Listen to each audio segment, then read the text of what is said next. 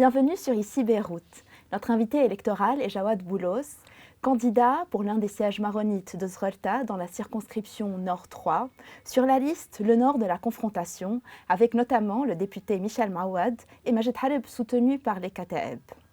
Jawad Boulos, nous sommes ravis de vous recevoir. Vous avez été élu candidat en 2005 dans la foulée du printemps de Beyrouth. Cette année, en 2022, quel est l'enjeu des élections au niveau national et au niveau de votre circonscription? Écoutez, d'abord, je vais me permettre, je vous remercie certainement à vous et à Ici Beyrouth de m'avoir reçu. J'aimerais juste d'emblée faire une petite correction. La liste du Nord 3, c'est-à-dire la liste du Nord de la confrontation, n'est pas la liste de Jawad Boulos, Michel Maouad et Majed Harib. La liste du Nord de la confrontation est une liste d'opposition qui comprend en effet trois composantes. Vous avez des composantes qui sont des politiciens, c'est-à-dire des personnes qui sont déjà investies en politique. Vous avez aussi des personnalités indépendantes de l'opposition, donc qui ont quand même une trajectoire opposante et une histoire ou un passé actif dans l'opposition au système, dans l'opposition au parti, au pouvoir.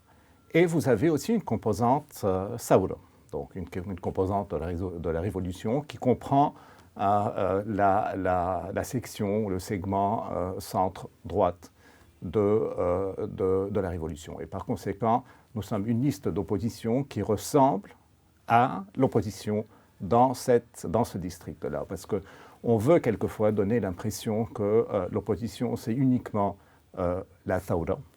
Et ce n'est pas vrai. L'opposition, c'est certainement la Thawra. C'est aussi des personnalités politiques qui ont payé très cher leur engagement dans l'opposition dans la durée. Et c'est aussi des personnes influentes, des notabilités locales, des personnes indépendantes qui sont elles aussi investies dans l'opposition sans être ou sans faire partie de la Thawra. Par conséquent, il est très important aussi de bien situer les choses, de bien les définir. Cette liste n'est pas une liste politique ou une liste de famille politique comme on insiste à la désigner, parce que certainement on pense qu'en la désignant ainsi, on la dévalorise. En effet, c'est une liste d'opposition qui ressemble et qui calque un tout petit peu la réalité sociologique de l'opposition dans le district. Alors justement, vous dites que votre liste défend, d'abord, mène la bataille contre les armes, mène la bataille contre la corruption et mène la bataille pour les réformes. Vous pouvez nous parler de ces trois combats? On est en train de dire qu'on veut que la constitution libanaise s'applique. La constitution libanaise qui, elle, parle de l'organisation du territoire, de l'organisation du système politique ou de l'ordre politique dans notre pays. Cette souveraineté est aujourd'hui menacée. Elle est menacée par l'existence essentiellement de milices armées qui sont dépendantes, qui reçoivent leurs ordres, qui sont subordonnées aux intérêts de pays étrangers. La partie la plus influente dans ce panorama de milices, malheureusement il y en a beaucoup, c'est le Hezbollah.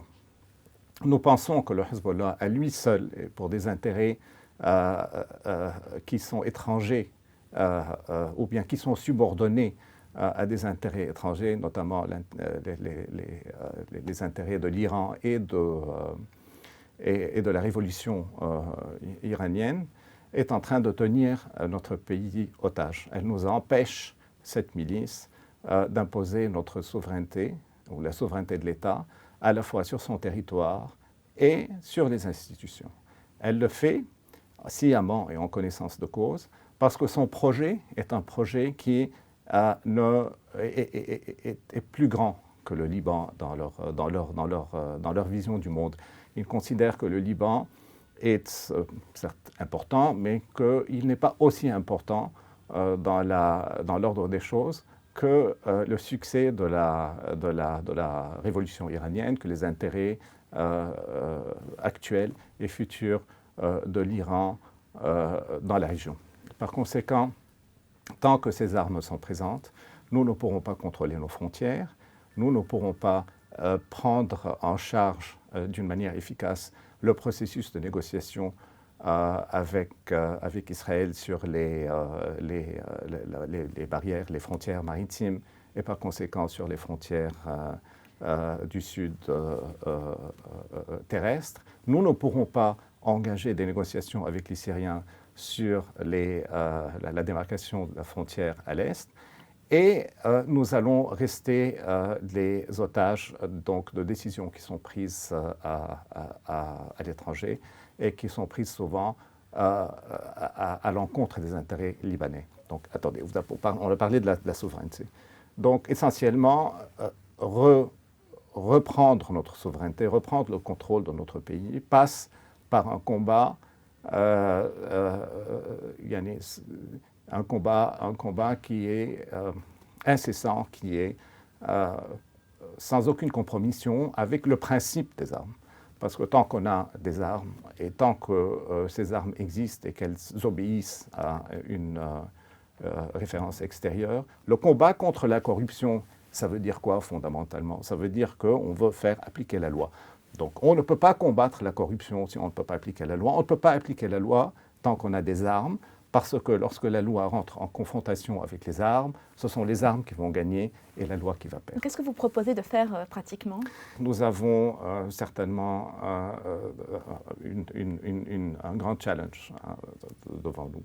Parce qu'on nous pose souvent la question, savoir, vous êtes en train de dire que vous voulez combattre les armes miliciennes, en particulier parmi ces armes miliciennes, les armes de Hezbollah, parce qu'elles protègent toutes les autres armes. Donc il y a les armes des Palestiniens, il y a les armes des tribus, il y a les armes des petites organisations qui tournent dans l'orbite de la Syrie ou bien de l'Iran. Il y a des armes partout. Ce n'est pas uniquement les armes du Hezbollah, mais ce sont essentiellement les armes du Hezbollah qui les couvrent toutes et qui les protègent toutes. Donc, pour combattre ces armes, nous sommes en train de faire deux choses déjà au niveau de la liste. Donc, la première chose qu'on est en train de faire, c'est qu'on est en train de réclamer tout haut, comme je viens de le faire, comme je suis en train de le faire, la remise de ces armes à l'État. Donc, c'est quelque chose qui n'est pas neuf, vous le direz. Par contre, depuis 2006, au niveau chrétien, c'est-à-dire depuis le moment où les fameux accords de Marmreil ont été conclus avec le Hezbollah, on a voulu convaincre les chrétiens, on a voulu leur faire dire que ces armes, quelque part, étaient nécessaires, qu'elles étaient à la limite sacrées et qu'elles étaient en train de protéger à la fois le pays et son peuple. Et donc, on a passé à une vitesse inférieure. On va dire, en 2005, on était en train de dire il faut appliquer les résolutions des Nations Unies qui parlent du désarmement des milices. Il faut qu'on applique par ailleurs la Constitution qui n'admet pas l'existence, donc l'accord de Taïf. Et puis, malheureusement, à cause de ces accords et ensuite de la suite de compromissions qui s'est faite après 2006, on n'en a plus parlé. C'est-à-dire ceux qui se sont arrogés le titre de représentant des chrétiens n'en ont plus parlé parce qu'ils n'avaient plus intérêt vraiment à en parler. Ce sont des armes qui allaient les propulser à la tête de l'État. Et par conséquent, je pense que le temps est revenu de refaire un pas en avant et de dire non, ce n'est pas vrai. On a un problème avec les armes, le pays a un problème avec les armes, le peuple libanais a un problème avec les armes. Nous ne pourrons pas redresser l'économie avec la présence de ces armes. Il est temps d'en parler, il est temps de les mettre sur la table, il est temps de réclamer le désarmement du Hezbollah. Donc ces armes ont acquis une certaine légitimité chrétienne. Et que c'est cette légitimité chrétienne que nous voulons mettre en cause à travers ces élections. Et que dans le cadre du Nord 3, la chance a voulu que les deux pôles chrétiens qui sont le plus, qui tournent le plus dans l'orbite du Hezbollah, qui sont le Coran patriotique libre et les Maradas, sont présents et leurs chefs sont candidats dans ces élections. L'un à Batroun qui est Jebran Betsil et l'autre Sleiman Fridji qui est Azrarta. En postulant notre programme électoral, en menant cette bataille dans le district avec une liste telle que la nôtre, nous sommes en train clairement de venir dire aux électeurs, attention, en votant pour nous, vous êtes en train de participer d'une manière directe et d'une manière forte à délégitimiser les suppôts chrétiens du Hezbollah. Nous n'avons pas un contact direct avec Hezbollah, nous n'avons pas de candidat Hezbollahi dans notre district, mais nous avons des candidats FPM, nous avons des candidats Malada et nous avons les pôles.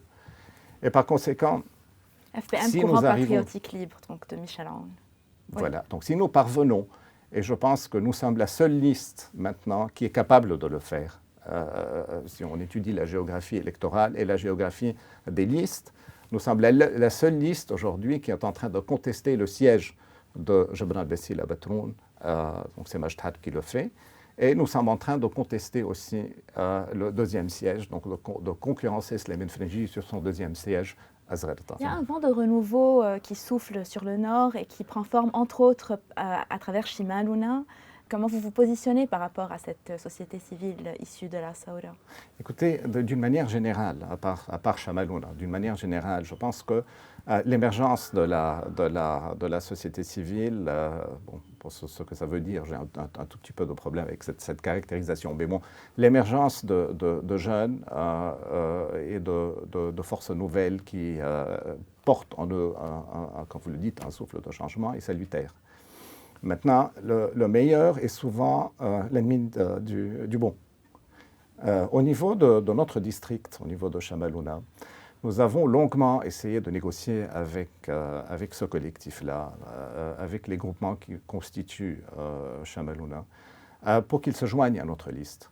Dans la logique que j'ai tout à l'heure exposée, que l'opposition au système, que l'opposition aux partis au pouvoir, qui sont en train de se distribuer le pouvoir, entre autres, de se partager le gâteau du pouvoir, pour autant qu'on puisse appeler le pouvoir, parce que le vrai pouvoir, c'est le Hezbollah. Mais bon,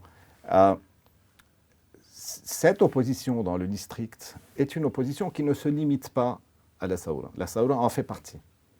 Maintenant, le problème de Shimaluna, c'est que Shimaluna représente un segment de la Saoura qui est le segment de gauche. C'est-à-dire, on va du Parti communiste, avec Layal Abou Moussa, jusqu'à les anciens du parti du PPS, et essentiellement des gens qui sont plutôt, des jeunes dont l'histoire est plutôt à gauche. Donc, on est venu leur dire, écoutez, joignez-vous à nous, vous et nous. Représentons l'opposition. Vous ne la représentez pas toute seule. Vous ne pouvez pas la représenter toute seule. Je ne peux pas la représenter toute seule. Les indépendants ne peuvent pas la représenter toute seule. L'opposition est diverse. Et par conséquent, on a intérêt à rassembler nos forces. Malheureusement, malgré tous nos efforts, Shimaluna a refusé de se joindre à nous. Et ils ont insisté à faire une liste toute seule. Ils ont été d'ailleurs dépassés à leur gauche par Cherb El-Lahas et la liste qu'il a formée. Et ils se sont démarqués en clamant tout haut que l'opposition c'était eux et que la Saoura c'était eux et que personne d'autre ne pouvait représenter les ambitions des opposants et le changement dans ce district. Pourquoi un électeur qui souhaiterait le changement voterait pour vous et pas pour une autre liste? Écoutez, je vais vous dire.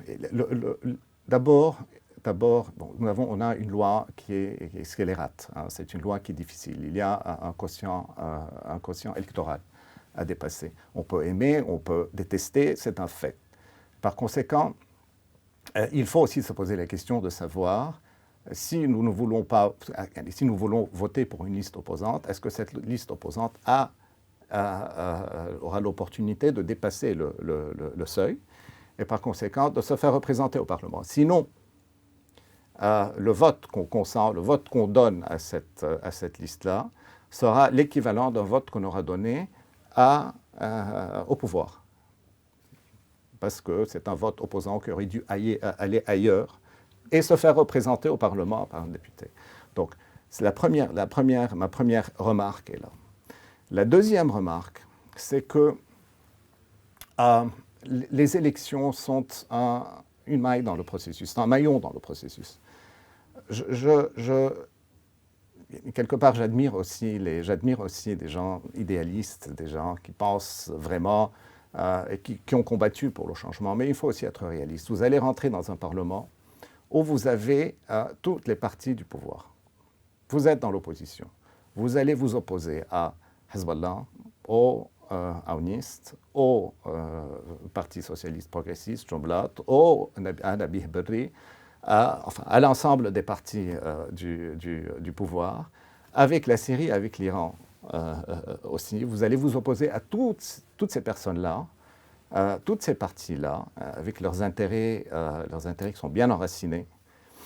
Et vous allez vous opposer à eux tous les jours sur l'ensemble des dossiers, sur chacun des dossiers, sur le dossier de l'électricité, sur le dossier du port, sur le dossier de la réforme judiciaire, sur le dossier de la réforme de l'État. Il y a beaucoup de choses.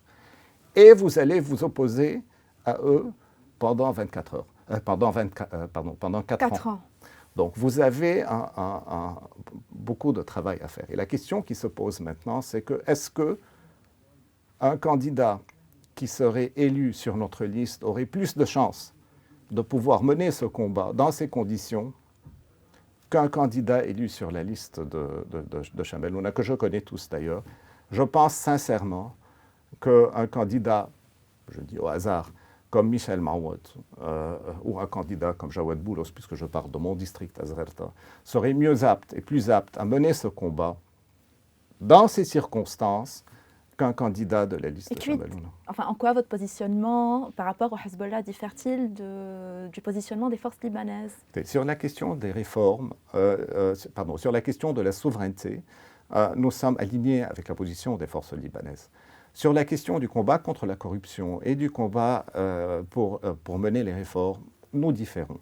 Parce que nous considérons qu'il y a une différence d'approche. Les forces libanaises veulent être le parti chrétien le plus fort, remplacer dans l'imaginaire des chrétiens le courant patriotique libre, rentrer au Parlement, s'installer avec les partis existants au pouvoir qui vont être reconduits en partie, et négocier pragmatiquement des compromis. C'est-à-dire, ils rentrent déjà avec une approche de compromission. Or, c'est une approche qui a déjà été essayée durant les années par le 14 mars et par les forces libanaises eux-mêmes, et c'est une approche qui a échoué. Par conséquent, nous pensons rentrer au Parlement pour constituer une opposition vraie, une opposition qui n'est pas disposée à des compromis de pouvoir, des compromis pour la présidence de la République, des compromis pour une part du gâteau. C'est-à-dire, c'est quelque chose que nous ne sommes pas disposés à faire. Et je pense que c'est à ce niveau-là que nous différons avec les forces libanaises.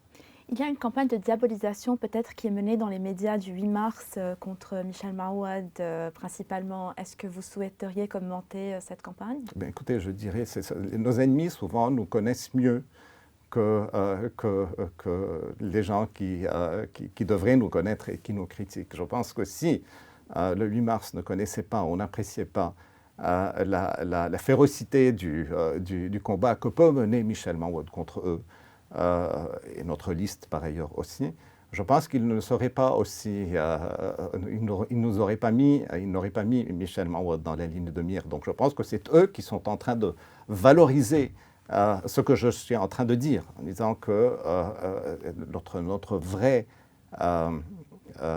adversaire au niveau de cette circonscription, c'est Michel Maouad et sa liste, et ce n'est pas d'autres listes qui se posent en liste opposante. Et qu'est-ce que Jawad Boulos, qui est à la fois moderne et fait partie du système parfaitement intégré à Azralta, au paysage Zrortiot, qu'est-ce que vous avez à offrir, Jawad Boulos?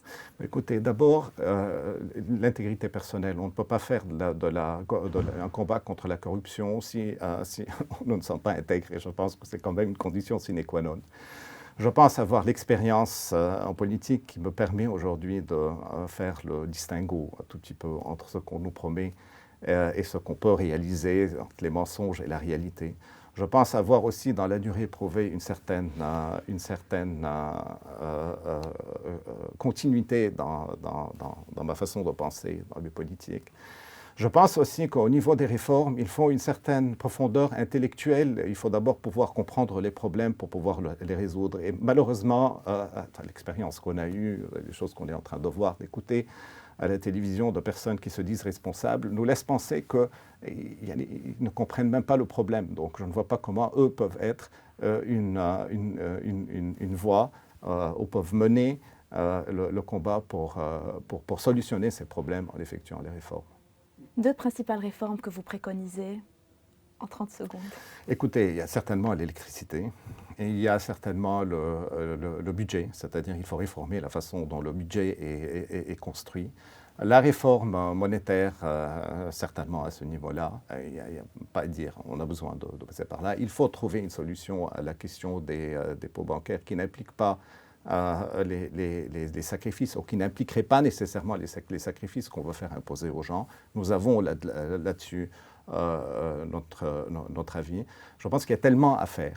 Mais surtout, ce que je veux, c'est être une voix au Parlement qui va venir dire non, qui va venir parler libanais, qui va défendre la souveraineté du Liban face à tous ceux qui sont en train de parler syrien, qui sont en train de parler iranien. Et lorsqu'on leur dit l'intérêt national libanais, ça les embête un tout petit peu parce que la question de la nationalité libanaise, de la nation libanaise les embête et l'idée d'un Liban qui soit ce que nous voulons qu'il soit les embête aussi. Jawad Boulos, merci beaucoup. Merci à vous de nous avoir suivis. Restez branchés sur nos réseaux sociaux.